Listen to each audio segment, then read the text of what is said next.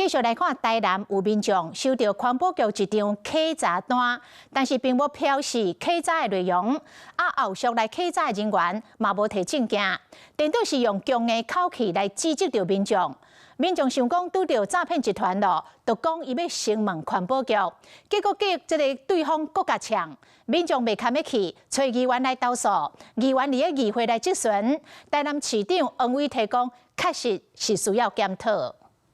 请问一下，你看这个是什么稽查单？台南市议员林彦秋质询的时提出2张客查单，顶悬敢若环保局的印仔，甲写用控小队。拢无写到客查内容甲理由。这个不是我们一般的稽查单呐，它应该是一个简单的通知。后来客查人员煞来客查，而且态度无讲偌好。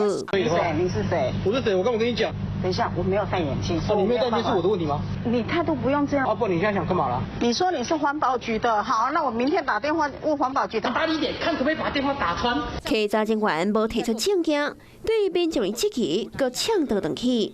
市长王伟体听到这款的对话，嘛讲真不可思议。初听这个录音的整个录音，我也是觉得不可思议。台南市有民众拄到安尼状况，就甲议员投诉。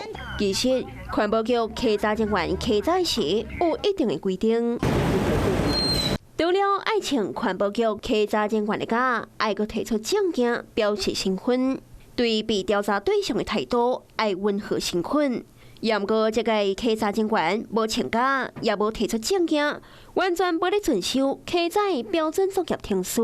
环保局已针对该员的稽查态度进行相关的检讨及究责。环保局也强调，会甲相关人员个教育，除了卖互民众产生记录，也避免态度歹，产生无必要的争议。